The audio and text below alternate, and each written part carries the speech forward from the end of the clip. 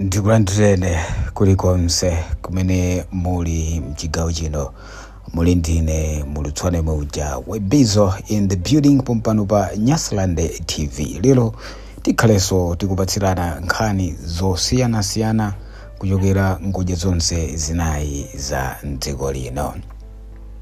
Tiyambe ndi nkhani yonena kuti mtsogoleri wa dziko la America Donald Trump watumiza Vice President Vance kuti akakhale nawo kuzokambirana za pakati pa dziko la Iran komanso America makamaka pogwirizana kuti kodi nkhondo imeneyi iyende motani.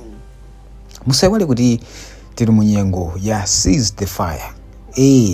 Ayibika kaye kumenyana kutsatira kuti akufuna akambirane, ndipo zokambirana zimenezi zichitikira ku Pakistan kumene ndithu nthumwi za maiko onse awiri America komanso Iran zikakhale zikukumana kumeneko.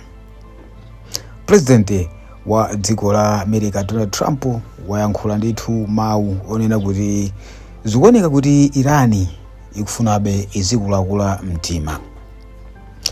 Zindikirani kuti dziko la Iran linatsekanso pa Strait of Hormuz kutsatira kuphulitsidwa kwa ku Lebanon kumene ndithu dziko la Israeli linachita kumeneko.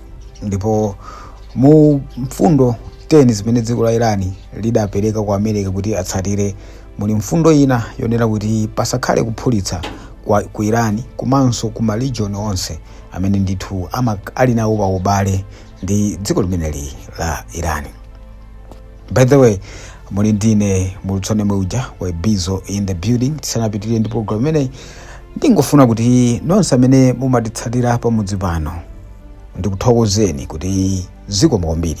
Kachipanda inu sibwenzi tikumapanga zimene timapanga pano, koma timadziwa kuti mumakhala pamenepa kuti patsa support, kuyika makomenti anu, mumapanga like, ena ndithu mumaonera pa video amenewa kuyambira kumambiriro mpaka na kumapeto. Chimenecho sitimachitenga chophweka, timachitenga ndithu kuti ndi chinthu cha mtengo wapatali, chifukwa popanda inu kukhala pamenepa kumaonera, kumapereka maganizo anu, ena kupanga like, sibwenzi ife tikupitirira kumachita zimene tikuchita pakadali pano. Ngati muli alendo, zochita ndizonena kuti mukuyena ndithu mupange subscribe channel chimenechi, chifukwa ntchito yathu ndikupatsirani chilichonse chimene chikuchitika pa dziko lino lapansi komanso kwathu kuno ku Malawi.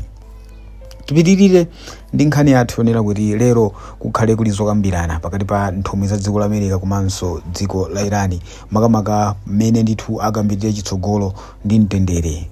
Pozindikira kuti akhala akuthibulana kwa masiku ochuluka kwa basi, masiku ndithu amathamangira 40 akuthibulana modetsa nkhawa. Nkhondo imeneyi yabweretsa ndithu mpungupungwe pa dziko lonse lapansi. Taona economy ikugwedera kugwedera mwamphamvu ngati mtengo wa bulugama, chifukwa chotena kuti ku Iran kukuchitika nkhondo zimene zapangitsa kuti mafuta akwere mtengo mosamva chisoni.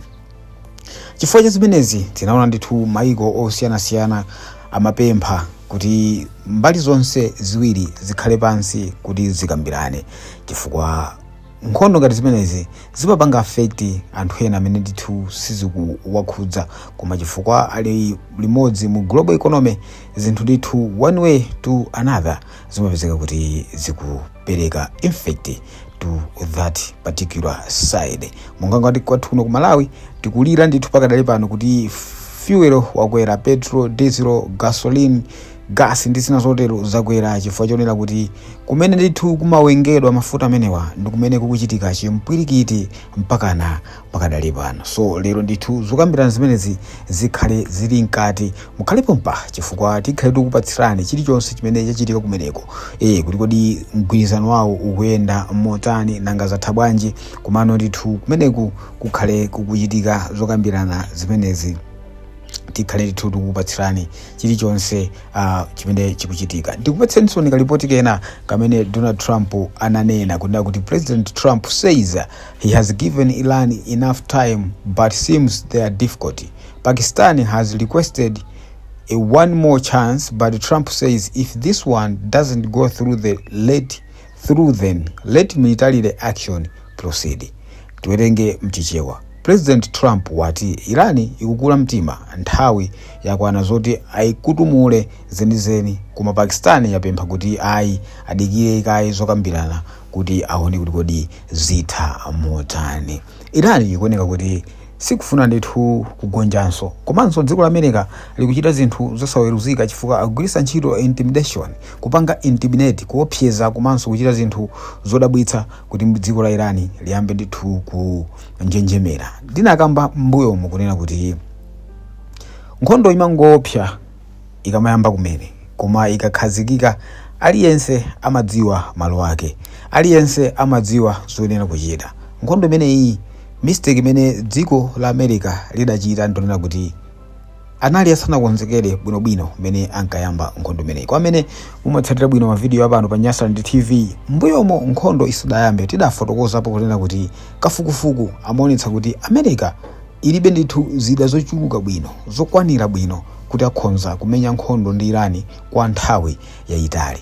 Chimene ndithu America imayenera kuchita ndikugwiritsa ntchito zida zamphamvu kwambiri, osati zanyukiliya koma zida zamphamvu kwambiri kuti ayimenye Irani ija kwa kanthawi kochepa, kenako nkhondo ithere pomwepo, chifukwa akayimenya mosayigonjetsa pomwepo zipangisa kuona kuti America ikhale ndithu kuti ili ndi zida zochepa zonsezi chazipeza kuti zathira komwe kuja, kenako zinthu zimayamba kufika povuta. Chifukwa chake apa mwaona kuti kunabwera cease the fire kuti akambirane kayi, chifukwa kuona kuti ngati nkhondo ingamapitirire mpaka na miyezi iwiri, miyezi itatu, ndikuti dziko la America focus yake sikhala pa chilichonse, focus yake ikhala pa nkhondo imeneyi, of which sanali ndi plan kuti akhonza kumenya nkhondo ya nthawi ya itali. So mbali zonse ziwiri zikuoneka kuti zazindikira. Irani ndeti dakamba kale kuti idakhala ikukonzekera nkhondo imeneyi kwa more than 20 years. They knew kuti one day America izabwera, izapanga attack, ndipo matraining yawo amapanga ndithu akudziwa kuti tsiku lililonse tizalandira chipongwe kuchokera ku maiko America komanso Israel. Zida anasungiratu kale pabwino. Iwo aja ndithu adziko la Irani ali ndi zida malo osiyanasiyana, mabankazi ndi malo ena otero. Takhala pompo chifukwa tsiku la lero ndithu ndili pano kukupatsira ndithu chilichonse chimene ndithu inu mukufuna kuti muyimve. Koma ndisanapite ndingofuna kuti ndimve maganizo anu kuti kodi channel chimenechi mukuchiona bwanji, kodi tipitirize ndi kumakupatsira ndithu zochitika maiko osiyanasiyana, kapena tizipanga focus kwathu kuno ku Malawi? Tayikani maganizo anu mu comment section imo kuti ndithu inu ndife pano tonse tiziyendera limodzi.